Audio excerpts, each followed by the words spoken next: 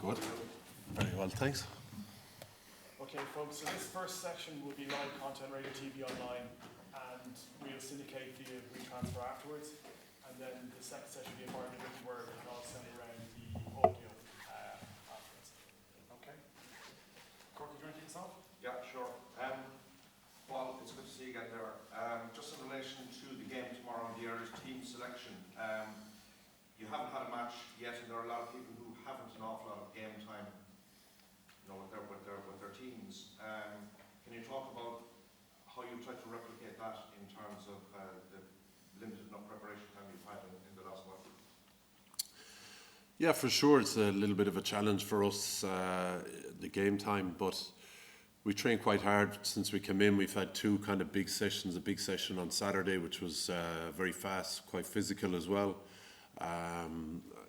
In terms of forward play, certainly scrummaging wise, line out wise, the amount we did and the time span we did them in kind of put the players under pressure or above match pressure.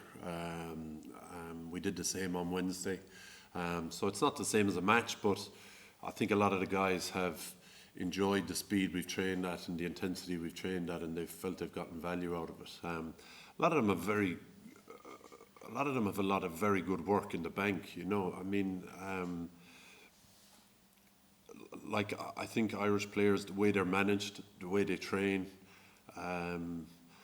they tend to be naturally very, very fit players. It tends to be something we go to and we rely on. So for sure, we'd love to be coming in here on the back of 2 big weeks where there's a bit of you're playing those European Cup games and you're coming in a little bit of stress from having to call lineouts in those games, having to scrummage in big European games, and then having to go around the field and play a match. We'd love to have that, but we've replicated it well in training, and a lot of the guys have a really good bank of work behind them over the last number of years anyway, and it's something Irish players are very good at is working on their fitness, looking after their fitness. So we'd still see it as a strength of ours and a go-to of ours.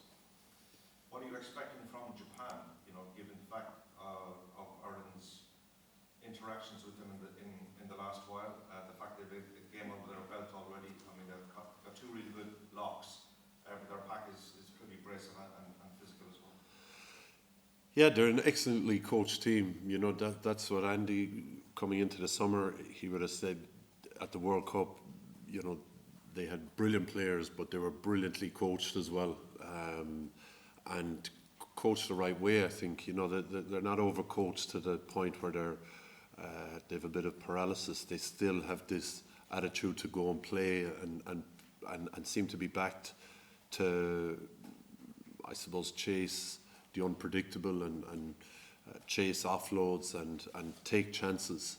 And then they've incredible structure as well. So we would have watched quite a bit of the Highlanders during the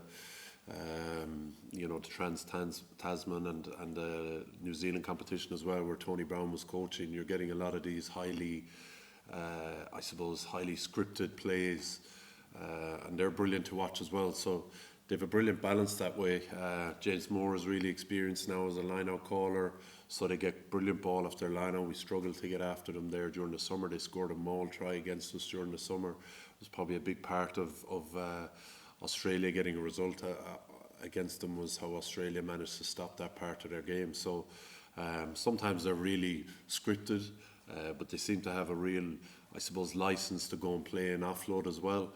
And then they've managed to pick teams off as well in maul tries. We've a bad memory of a scrum as well in the World Cup in the back of our minds. So they've great balance to their team, excellent coaching, and they work very, very hard. That's something we will pride ourselves on as well. So when we see another team that does it, we recognise it as well. So they work incredibly hard to be able to attack well. They work incredibly hard to be able to defend well. So the boys are under no illusions as to how hard it's going to be. Thank you. Well, since you've come back into camp, anybody in particular that's really impressed you?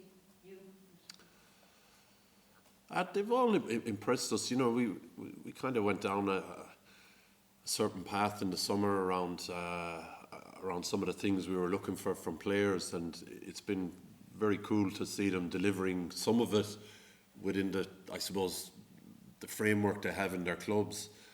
And then it's been great to see so many of them come in and pick it up really quickly. You know, it's a real challenge we have up here, is the amount of time you get with your players before you play a big game in the Six Nations or you play a big game in the autumn. You only get a handful of training sessions. So you need players that can, I suppose, pick up what we want to do really quickly and fall into it. And that's probably the most impressive thing I think we've had, certainly for me, this summer, this autumn. You know, you feel after 2 sessions, you feel like, you know, we're back to where we were at the end of the Six Nations, or we're back to where we were in the summer. And again, I think it's the strength of Irish players. They're smart rugby players. I suppose we have a great academy system where players get really well educated, and they're in really good environments in their provinces where they're getting better and better coaching all the time. So I love how when we come into camp, they pick things up really quickly, and we're on to, you know, 2 days in, we're on to getting better and not just, I suppose, relearning what we have been doing. Obviously, Johnny Sexton's 100 cap. What makes him different to any other Irish player you've played with and coached? Yeah, I think winning doesn't. I think winning makes him want winning more. Winning doesn't take the edge off. He moves on from winning very quickly. I think if he sometimes if we win badly, he almost treats it like a loss. If we don't play well, if we don't perform well, if we don't execute what we wanted to do, and I think that's the big thing. I compare him to, you know, a Henry Shefflin or a Roy Keane. It's just winning doesn't take the edge off them. They just want more, and that's the biggest thing I think he's brought to Irish rugby and Leinster rugby, and I think that's one of the big reasons that he's had such a big influence on the teams he's been involved in. You know, some guys have big lofty goals, and when they achieve them, they take the foot off the gas, or they allow their teams to take the foot off the gas. He just pushes harder and harder. And you know, he has credibility with it because, you know, despite what he may look like, he's great fun. You know, he's great crack around the place. He builds relationships with people. So, you know, when a guy that you've built a relationship with drives you to a higher standard, you tend to react quite well to it. So, you know, when I played, he was a great guy to have as a captain on the team because, you know, he didn't wait for other people to lead, or he didn't look for other people to. He didn't look for the captain to always be on top of people. He just, you know, he just drove the team on relentlessly himself. So I think that's the big thing. The way he reacts to winning is the big thing for me. Paul, you're obviously one of the few Ireland players that has played more than 100 caps. Johnny's going to get there this weekend. Can you just talk about, you know, what is required to get to that level to play for your country for so long? I think you have to love it. You know, you have to love it. You have to love training. You have to love being part of the team and trying to make the team better. And you know, you gotta love the days that some other guys don't love sometimes. You know, those tough away games, which are province or whatever, when you need to dig out a bit of form, or the work you do when you're injured to make sure that you can come back in at 75% of where you were and not 50% of where you were. I suppose you gotta, in how you prepare and how you train, you probably build trust with the coaches that they want to select you. They feel you're an important part of the team. I think for a lot of the guys that have gotten to 100 caps, I think they're an important part of the team as players, but they're probably an important part of the team in terms of their leadership and their attitude, and in terms of how they bring the team forward as well. So, but I think loving it, you know, I think loving it and loving training, loving preparing, loving being part of the group is one of the things that probably allows you to be consistent over time, and allows you to keep putting your hand up for selection. Take the last one in this section, guys. Paul, just obviously the balance of the team yesterday, 12 Leinster players, so a few players from the other provinces said that was maybe concerning from their point of view. Do you think that's something that should concern the other provinces in terms of how the volume of West Leinster are producing talent compared to them? I don't know.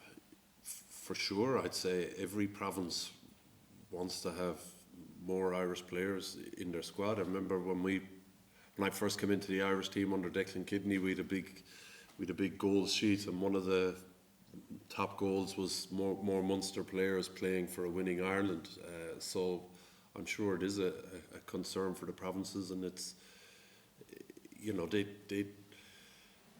it makes them produce players. It makes them go and work hard on their domestic game structures, their school structures. It makes them go and work hard on their academy structures to keep producing players. But in my time travelling around the provinces, I just see incredible work being done. I see the level of coaching now in the provinces, I think is fantastic, and then the level of coaching even underneath that in some of the academies is fantastic as well. So from our point of view, I only really found out about it when I read it myself yesterday. So it's not something we ever pay attention to or discuss or worry about. We just try and pick what we think is right on the day. Okay, folks, we're going to switch over to the embargo written section now.